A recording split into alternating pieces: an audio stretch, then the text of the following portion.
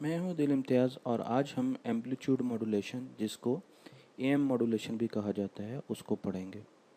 सबसे पहले हम ये देखेंगे कि एम्पलीट्यूड मॉड्यूलेशन की ज़रूरत क्यों पेश आती है, हम आवाज़ को एक जगह से दूसरी जगह कैसे भेज सकते हैं और फिर उसमें कौन कौन सी टेक्निक जो है उसको इस्तेमाल किया जाता है और उसकी तारीख को भी थोड़ा देखेंगे।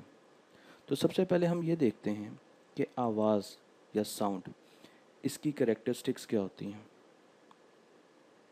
आवाज़ एक लॉन्गिट्यूडनल वेव होती है जो जिस तरफ ट्रैवल कर रही होती है उसका मीडियम या उसके मॉलिक्यूल्स जो हैं एटम वो भी उसी डायरेक्शन में वाइब्रेट कर रहे होते हैं, इसलिए इसको एक लॉन्गिट्यूडनल वेव कहते हैं।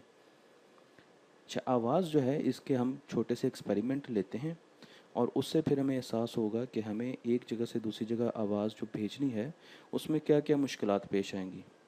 आप तस्वीर में देख रहे हैं कि एक बच्चा है और इसके साथ एक आगे डॉग बैठा हुआ है। अब ये बच्चा डॉग को आवाज़ दे रहा है पर डॉग जो है वो काफ़ी दूर बैठा हुआ है और उसको इसकी आवाज़ नहीं जा रही। अब इस बच्चे ने दोनों हाथ मुंह पे रखे और उसको ज़ोर से आवाज़ दी तो डॉग को फ़ौरन आवाज़ आ गई। तो दोनों हाथों को मुंह के सामने रखने से आवाज़ दूर तक गई। इसी तरीके से इस बच्चे ने एक चार्ट को गोल गोल लपेट के उसको अपने मुंह के आगे रखा और एक माइक्रोफोन बनाया और उससे भी इस डॉग को आवाज़ दी। अब फिर आवाज़ ज़्यादा दूर तक गई और उस बच्चे को सुन गई, उस डॉग को सुन गई और वो फिर उसके पास आ गया। तो इसमें हमें जो पहली तस्वीर है उसमें पता चलता है कि आवाज़ जो है वो जब उस बग़ैर किसी एड के बोल रहा था तो आवाज़ जो है वो डॉग तक नहीं पहुंच रही थी। पर उसके बाद जब उसने हाथों का और चार्ट का इस्तेमाल किया तो आवाज़ डॉग तक पहुंच गई। तो आवाज़ क्यों दूर तक गई, आवाज़ में ऐसी क्या तब्दीली आई कि वो आगे तक गई। ये एक किस्म की मॉड्यूलेशन टेक्निक है जो इस बच्चे ने इस्तेमाल की है।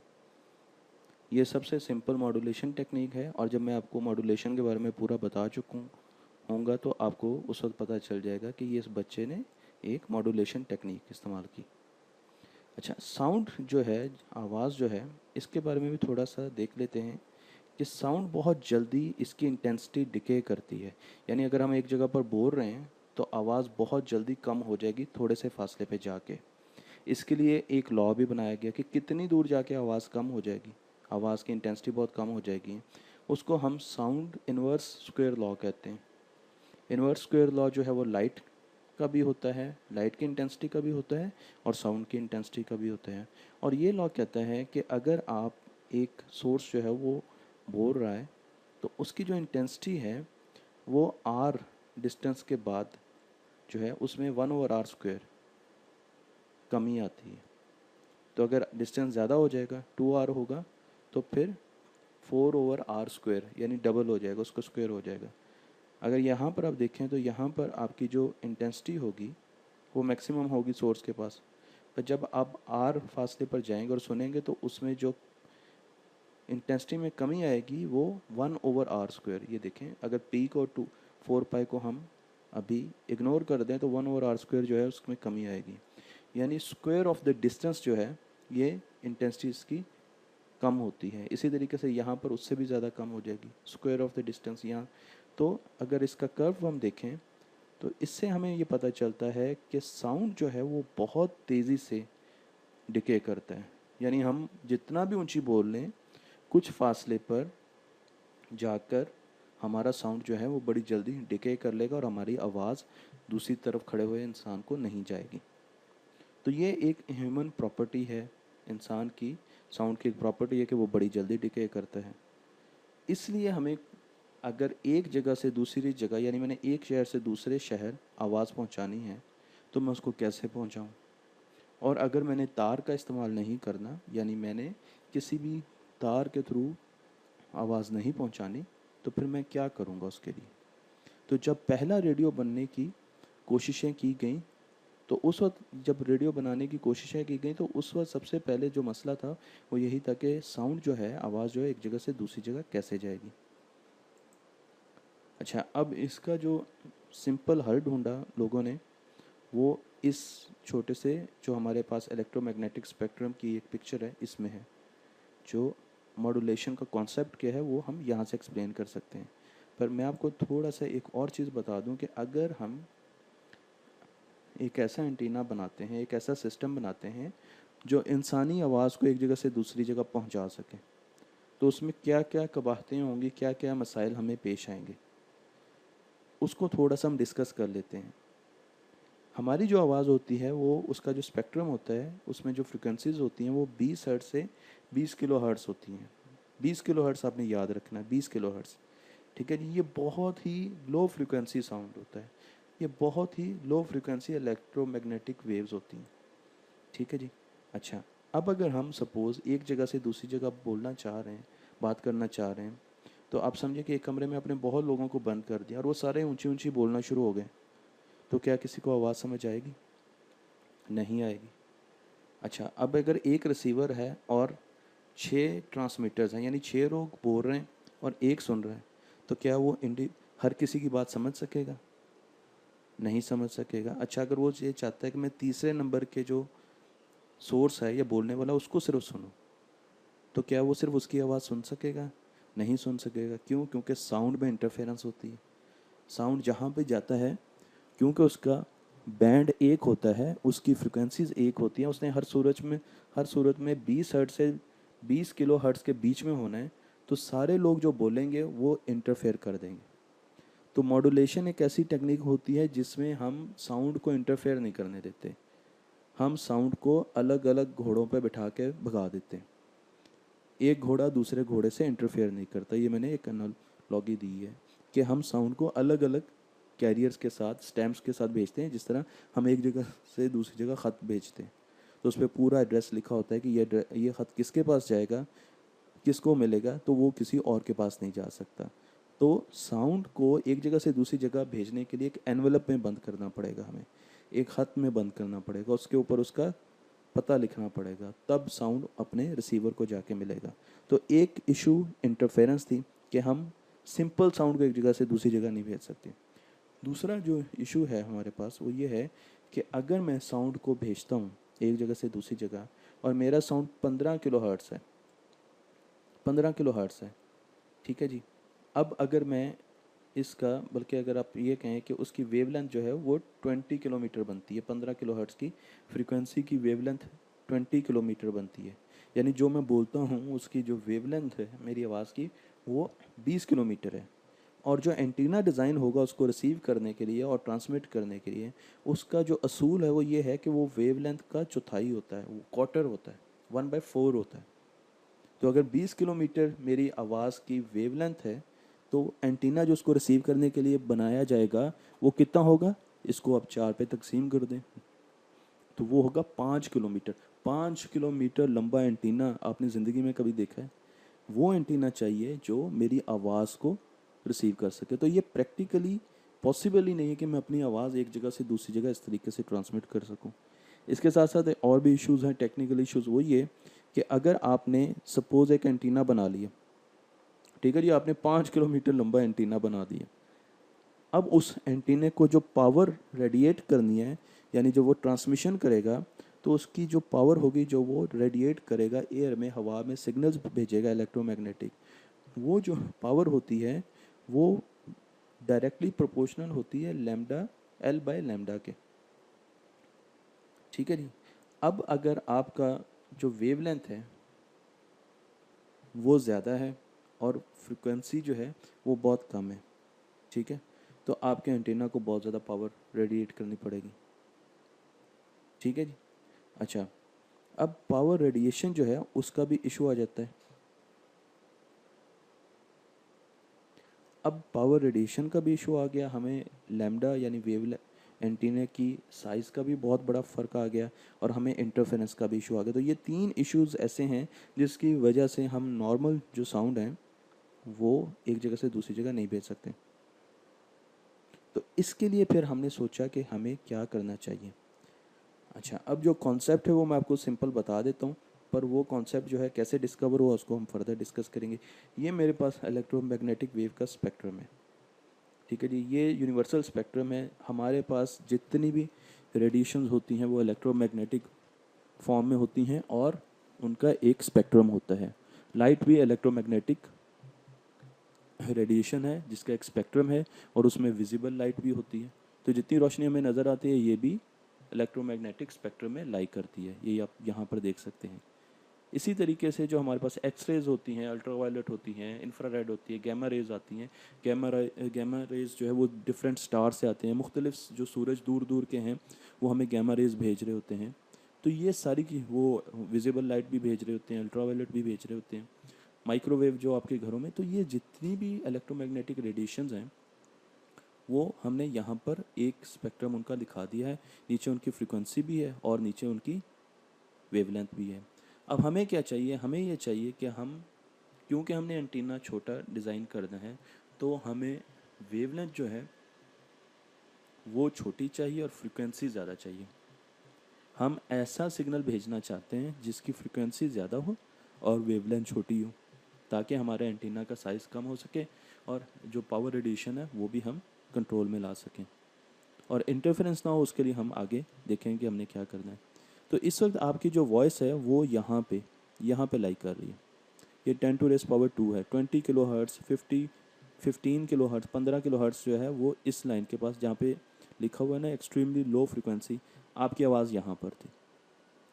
अच्छा, जब यहाँ पर आवाज़ थी तो अब हमने सोचा कि इसको हमने हाई फ्रिक्वेंसी सिग्नल बनाना है ताकि वेवलेंथ जो है वो कम हो सके और एंटीने का साइज़ बहुत छोटा हो सके। तो उसके लिए हमने सोचा कि हम यहाँ से उठा के अगर किसी तरीके से हमारी आवाज़ की जो फ्रिक्वेंसी है उसको इस तरफ लेके जाएं जहाँ पर फ्रिक्वेंसी ज़्यादा। अब ये देखें यहाँ पे फ्रिक्वेंसी ज़्यादा हो रही, यहाँ पर फ्रिक्वेंसी ज़्यादा। अब यहाँ पे भी नीचे देखें 10⁻² है, 10⁻4 है, ठीक है जी। यहाँ पे 10⁻6 है और अगर आप 10⁻6 देखें तो ये रेडियो वेव्स हैं, यानी इनकी फ्रिक्वेंसी बहुत ज़्यादा है। तो हमने एक ऐसा प्रोसेस बनाया जिसमें हम अपनी जो आवाज़ है जो कि इस जगह पर लाई करती है 10⁻² और 10⁻3 के बीच में लाई करती है, उसको ट्रांसफ़र किया 10⁻4 और 10⁻6 के बीच में, यहाँ पे यानी मेगाहर्ट्ज़ में तकरीबन हमने इसको ट्रांसफ़र कर दिया। यहाँ पर जो अब उसको इस तरह ट्रांसफ़र किया कि वो सिग्नल जो बन गया वो 10⁻4 और 10⁻6 का बना। अब इस सिग्नल की फ्रिक्वेंसी बहुत ज़्यादा है पहले की निस्बत और उसके बाद इसका जो एंटीना है उसका साइज़ छोटा हो गया। अच्छा, अगर मैं इसको इससे भी आगे ले जाऊँ, मैं इसको 10⁻10 की तरफ ले जाऊँ, माइक्रोवेव में ले जाऊँ, तो ये और भी कम हो जाएगी, एंटीने का साइज़ और भी कम हो जाएगा। तो मैंने क्या किया, अपनी जो वॉइस का सिग्नल वो यहाँ से उठाया और पहले उसको यहाँ पे शिफ्ट किया। आज हम रेडियो वेव्स के बारे में पढ़ेंगे और फिर फ्यूचर में अगर हम आगे माइक्रोवेव्स की तरफ गए तो हम उनको भी स्टडी करेंगे। तो हमने उसको शिफ्ट कर दिया और वो हाई फ्रिक्वेंसी सिग्नल बना दिया। इसका मुझे फ़ायदा ये हुआ कि मेरा एंटीना का साइज़ जो है वो बहुत कम हो गया। अब ये टेक्निकली एक वायबल सोल्यूशन बन गया। अब ये सब हुआ कैसे, ठीक है जी, इसको हम देखते हैं। 90s अर्ली 90s और लेट 80s की बात है कि एक कैनेडियन साइंटिस्ट होता था जिसका नाम था फेसेंडन। फेसेंडन मुख्तलिफ़ किस्म के एक्सपेरिमेंट करता था और मज़े की बात यह है कि फेसेंडन जो है वो कॉलेज नहीं गया था, वो स्कूल तक गया था और उसके बाद फिर वो डिफरेंट एक्सपेरिमेंट्स करना शुरू कर दिया था। तो फेसेंडन को यही प्रॉब्लम पेश आ रहा था कि मैं किस तरीके से आवाज़ जो है एक जगह से दूसरी जगह भेजूँ। क्योंकि उस वक्त जो है वायरलेस टेलीग्राफ की इजाद हो चुकी थी। तो डेटा जो था मॉर्स कोड में 01 की फॉर्म में डेटा जो है वो वायरलेसली एक जगह से दूसरी जगह जा रहा था, पर आवाज़ को कैसे भेजा जाए इसकी समझ साइंटिस्ट को नहीं आ रही थी। तो मुख्तलिफ साइंटिस्ट जो है वो उस टाइम में काम कर रहे थे कि किसी तरीके से आवाज़ को एक जगह से दूसरी जगह भेजा जा सके। तो फेसेंडन जो है उसका सबसे पहले जो उसका आइडिया था वो ये था कि अगर मैं स्पार्क ट्रांसमिशन करूं, आप देख रहे हैं कि यहाँ पर एक स्पार्क है और स्पार्क जो है वो दो कंडक्टिंग बॉडीज़ के बीच में है और बीच में कोई मीडियम नहीं है। तो असल चीज़ तो ये थी कि बग़ैर तारों के कम्युनिकेशन की जा सके, बग़ैर तारों के साउंड एक जगह से दूसरी जगह भेजा जा सके। तो फेसेंडन जो है वो स्पार्क से बहुत ज़्यादा इम्प्रेस हुआ और उसने सोचा कि अगर मैं किसी तरीके से ऐसी इलेक्ट्रोमैग्नेटिक वेव पैदा कर सकूं इसमें से जो कि स्पार्क जो है उसको वो सिग्नल साउंड का सिग्नल जो है वो कैरी कर सके, तो उसका प्रॉब्लम जो है वो हल हो जाएगा। क्योंकि उसको किसी तरीके से इलेक्ट्रोमैग्नेटिक जो स्पेक्ट्रम है उसमें हाई फ्रिक्वेंसी का सिग्नल जो है वो लेना था और उससे आगे काम करना था। पर जब भी वो ये एक्सपेरिमेंट करता था तो स्पार्क जो है उसके साथ साउंड वेव जो है वो मिक्स नहीं कर पाता था, साउंड का सिग्नल जो है वो मिक्स नहीं कर पाता था, इसलिए उसको काफ़ी मुश्किल हुई और वो फेल हो गया बुरे तरीके से इस तरीके से साउंड की ट्रांसमिशन करने के लिए। अब उस वक्त की जो गवर्नमेंट थी वो ये चाहती थी कि जितने भी दरिया में बहरी जहाज़ गए उनके साथ कम्युनिकेशन हो सके ताकि उनको रास्ता बताया जा सके। तो अब दरिया और समुद्रों में कम्युनिकेशन तारों के ज़रिए तो हो नहीं सकती, तो उनको हर सूरत में एक रेडियो चाहिए था। और रेडियो में हमें पता है कि रेडियो उस वक्त तक ईजाद नहीं हुआ था, और रेडियो उनको चाहिए था ताकि वहाँ पे उनको कुछ ब्रॉडकास्ट भी किया जा सके और उनको कुछ हिदायत भी दी जा सके।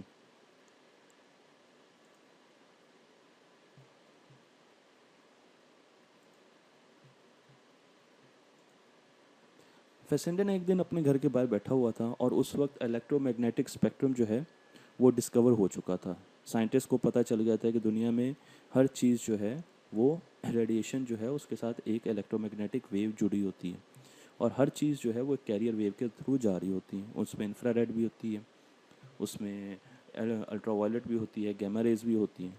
तो फेसेंडन को जब ये पता चला तो उसने कहा कि क्यों ना मैं इस तरफ अपनी तवज्जो दूँ, और वो एक मरतबा गया नहर के किनारे, सोच रहा था।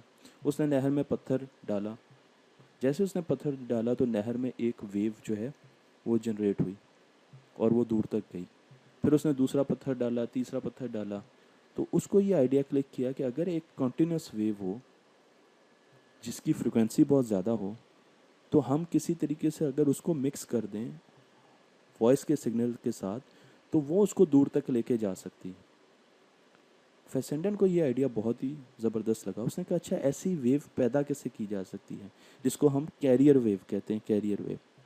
अब उसके लिए तो बहुत बड़ा ऑसिलेटर चाहिए, बहुत बड़ा अल्टरनेटर चाहिए जो उतनी हाई फ्रिक्वेंसी की वेव जो है जो रेडियो स्पेक्ट्रम में हो, यानी रेडियो स्पेक्ट्रम जो है 10⁻⁶ मेगा हर्ट्स में आप कह लें कि उसने वेव प्रोड्यूस करनी थी, तो वो कैसे करे। तो वो जनरल इलेक्ट्रिक के पास गया और उसने कहा कि मुझे आप ऐसा अल्टरनेटर बना के दें जो इतना ज़्यादा करंट प्रोड्यूस कर सके और इतनी ज़्यादा ऑसिलेशन दे सके। जनरल इलेक्ट्रिक ने जो उसको बना के दिया अल्टरनेटर, तो उस अल्टरनेटर में भी बाद में फेसेंडन ने खुद चेंजेस की, क्योंकि वो उतनी ज़्यादा करंट और उतनी ज़्यादा ऑसिलेशंस नहीं दे रहा था। पर जब फेसेंडन ने ये सारी चीज़ें कर ली तो उसने फिर दुनिया का सबसे बड़ा एंटीना भी बनाया, और एंटीना बना के उसने एम्पलीट्यूड मॉड्यूलेशन की। तो एम्पलीट्यूड मॉड्यूलेशन उसने कैसे की? उसने सबसे पहले जो साउंड वेव थी जिसको हम मैकेनिकल वेव कहते हैं उसको कन्वर्ट किया इलेक्ट्रिकल वेव में एक माइक के थ्रू। ये एक साउंड वेव हमारे पास आ गई, ये वो सिग्नल है जिसको हमने भेजना है। उसके बाद ऑल्टरनेटर के साथ उसने एक हाई फ्रीक्वेंसी कैरियर प्रोड्यूस किया। हाई फ्रीक्वेंसी कैरियर क्यों? ताकि वो इस लो पावर वेव जो है, ये लो पावर वेव है, ठीक है ना, इसकी फ्रीक्वेंसी कम है, तो इसको वो हाई पावर बना सके, इसकी पावर बढ़ा सके, क्योंकि जितनी इसकी पावर होगी, ज़्यादा एनर्जी इसमें होगी, उतनी दूर तक ये जा सकेगी। तो उसने क्या किया कि उसने ये कैरियर वेव ली और इस कैरियर वेव को अपने सिग्नल के साथ मल्टीप्लाई कर दिया। तो ये ऑसिलेटर ने कैरियर वेव दी हाई फ्रिक्वेंसी, ये आपका वॉइस का सिग्नल आया, ये एक सिंपल जो है कन्वर्टर है जिसने मैकेनिकल वॉइस को इलेक्ट्रिकल सिग्नल में कन्वर्ट कर दिया और उसको मल्टीप्लाई कर दिया। तो जो सिग्नल हमारे पास आया वो इस तरह था। उस सिग्नल को फिर आगे एंटीना की तरफ भेजा गया और वहाँ पर एंटीना ने इलेक्ट्रोमैग्नेटिक वेव्स जो हैं वो रेडिएट की एयर में, और इस तरीके से उसने सिग्नल जो है वो आगे भेज दिया। ये पहला एएम मॉड्यूलेटर था जो फेसेंडन ने दिया। अच्छा, मैं अब आप इसको बेसिक इसकी थोड़ी सी तफसील बता देता हूँ कि हमारे पास जो इन्फॉर्मेशन सिग्नल होता है वो वॉइस की फॉर्म में वो लो फ्रिक्वेंसी होता है। ये देखें इसकी फ्रिक्वेंसी बहुत कम है, ये लो फ्रिक्वेंसी सिग्नल आ रहा है जो कि माइक्रोफोन से आ रहा है, माइक से आ रहा है, या कोई बंदा वैसे बोल रहा है उससे, तो उसको हम इलेक्ट्रिकल में कन्वर्ट कर लेते हैं, ठीक है जी। उसके बाद हम कैरियर वेव जनरेट करते हैं। कैरियर वेव बहुत अहम है। कैरियर वेव एक ख़ास फ्रिक्वेंसी की होती है, यानी आप ये समझें कि आपने 1 मेगाहर्ट्ज़ की कैरियर वेव जनरेट की, ठीक है जी। अहमद साहब बोल रहे हैं तो उन्होंने 1 मेगाहर्ट्ज़ की कैरियर वेव जनरेट की। अब वो कैरियर वेव क्या है, ये इसका ख़त है जिसके ऊपर एड्रेस लिखा हुआ है। अब कैरियर वेव जो है इसके साथ हमने मल्टीप्लाई कर दी। जब कैरियर वेव इसके साथ मल्टीप्लाई की तो इसका जो ऊपर का सिग्नल की शेप है वो, और जब ये मल्टीप्लाई की तो ये देखें ये ऐसा सिग्नल बन गया हमारे पास। आपको नज़र आ रहा है इसमें दोनों सिग्नल हैं, दोनों की इन्फॉर्मेशन है, इसमें कैरियर की भी इन्फॉर्मेशन है और इसमें ऊपर जो हमारे पास एक्चुअली सिग्नल एक जगह से दूसरी जगह भेजना था जो कि साउंड है वो भी आ गया हमारे पास, दोनों इन्फॉर्मेशन इसके पास है। अच्छा, कैरियर सिग्नल जो है उसका आपने यहाँ से इस तरह इसको भेजा, मल्टीप्लाई किया और इसको आगे भेज दिया। अच्छा, अब अहमद के अलावा साकिब भी बात कर रहा है, तो साकिब की कैरियर वेव डिफरेंट होगी। अगर ये 1 मेगाहर्ट्ज़ की थी तो साकिब की हो सकता है 2 मेगाहर्ट्ज़ की कैरियर वेव हो। अगर एक तीसरा स्पीकर है उसकी 3 मेगाहर्ट्ज़ की कैरियर वेव होगी, तो कैरियर वेव डिफरेंट होगी। अब जब कैरियर वेव डिफरेंट होगी तो ये सिग्नल हवा में, एयर में एक दूसरे के साथ इंटरफेयर नहीं करेंगे, अलग अलग जाएंगे। तो इससे आपको पता चला जो हमने कहा था कि अगर हम एक कमरे में बोलेंगे और 4 लोग बोल रहे हैं तो कैसे पता चलेगा लिसनर को कि उसने किसका मैसेज जो है लेना है, क्योंकि उसको तो इंटरफेरेंस नज़र आ रही है बहुत ज़्यादा। पर अब आपका जो लिसनर है या रिसीवर साइड है उसके पास एक रेडियो है, वो रेडियो पे शॉर्ट वेव या लॉन्ग वेव रेडियो है और उस पर वो एक ट्यूनिंग उसके पास वो लगा हुआ है, पॉट लगा हुआ है, उसको वो घुमाता है। रेडियो को जिस तरह हम ट्यून करते हैं तो वो जिस चैनल को ट्यून करता है सिर्फ वही आना शुरू हो जाता है। क्यों? क्योंकि उसकी कैरियर वेव जो है उसको वो अपनी तरफ खींच लेता है और जो बाकी कैरियर वेव्स हैं वो उस रेडियो उनको फिल्टर आउट कर देता है। तो अगर उसने और स्टेशन लगाना है तो वो फिर दूसरी फ्रीक्वेंसी सेट कर देगा, उसकी कैरियर वेव के जो सिग्नल आ रहे हैं वो आना शुरू हो जाएंगे। तो इस तरीके से कैरियर वेव जो है इंटरफेरेंस को बचाती है और आपका सिग्नल भी ले जाती है। अब मैं आपको एक छोटी सी डॉक्यूमेंट्री दिखाता हूँ और इसको जल्दी जल्दी हम देख के मैं आपको बताता हूँ कि एक्चुअली किस तरीके से काम हो रहा होता है।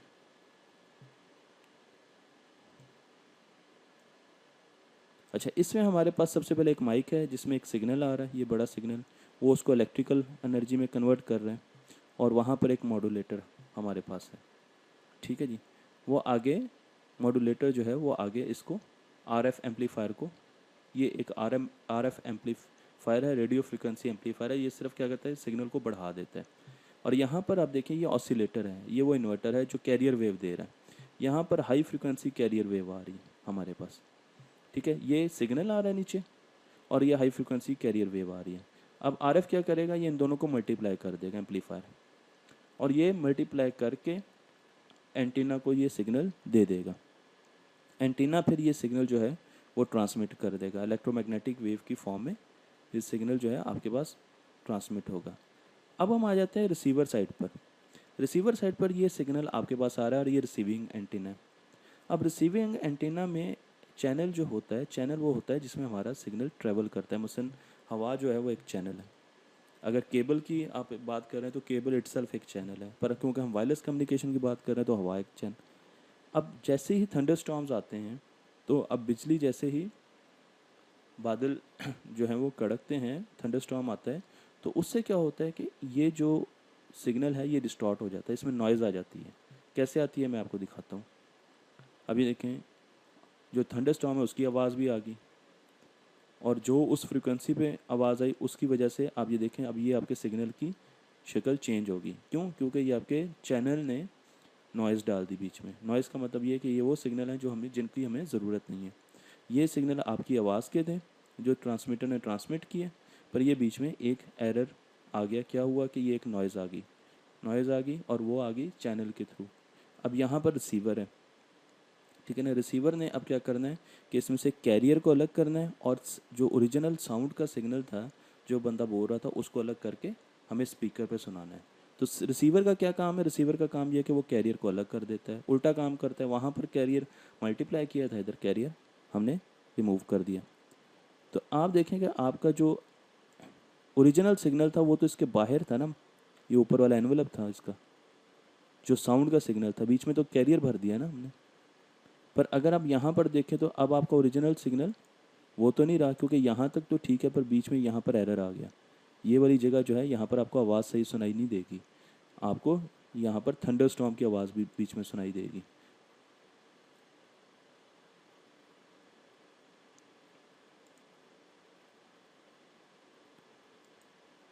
तो एएम मॉड्यूलेशन का जो सबसे बड़ा नुकसान है वो ये है कि ये जो नॉइज़ है या जो अनवांटेड सिग्नल्स हैं उनको अलग नहीं कर पाती, बल्कि वो भी हमें आवाज़ में सुनाई दिए जाते हैं। ठीक है, तो ये हमेशा नॉइज़ जो है उसको नहीं ख़त्म कर पाती। इसके लिए फिर हमें और टेक्निक यूज़ करनी पड़ती। तो अब देखें ये हमारा रिसीव हो रहा है, एएम रिसीवर को सिग्नल जो है वो रिसीव हुआ और उसको जो एरर रिसीव हुआ उसने आगे वो भी हमें वैसे ही सुना दिया। और इसी वजह से कई मरतबा हमें आवाज़ जो है रेडियो पर वो साफ़ नहीं सुनाई देती, या बीच में कई मरतबा आवाज़ जो आना रुक जाती है। तो ये इसका सबसे बड़ा नुकसान है।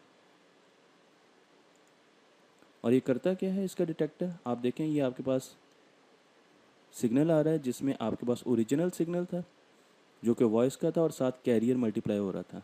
और अब ये क्या कर रहा है, इसको कैरियर की फ्रिक्वेंसी का पता है। क्यों? क्योंकि आपको पता है कि आपने रिसीवर को भी और जो ट्रांसमीटर उन दोनों को कैरियर फ्रिक्वेंसी का पता होता है कि हमने 1 मेगाहर्ट्ज़ पे ट्रांसमिशन करनी है। तो अब क्या करेगा, रिसीवर को पता है कि इसमें कैरियर 1 मेगाहर्ट्ज़ का है, तो वो क्या करेगा 1 मेगाहर्ट्ज़ का जो सिग्नल आएगा उसको फ़िल्टर कर लेगा, बाहर निकाल देगा। बाकी जो बचेगा वो आपका सिग्नल होगा, वॉइस सिग्नल होगा। अच्छा, आपने अगर ट्यून कर दिया अपना रेडियो 2 मेगाहर्ट्ज़ पे, तो फिर वो 2 मेगाहर्ट्ज़ का सिग्नल निकालना शुरू कर देगा और बाकी आपको सुना देगा। अगर आपने 3 मेगाहर्ट्ज़ का किया तो वो 3 मेगाहर्ट्ज़ का कर देगा। तो इस तरीके से हम जो है कैरियर जो है उसको यूज़ करते हैं और इस तरह इंटरफेरेंस जो है वो नहीं होती। तो अब हमने यहाँ पर एएम एम्पलीट्यूड मॉड्यूलेशन पढ़ी। हमने देखा कि साउंड को हम क्यों नहीं ट्रांसमिट कर सकते।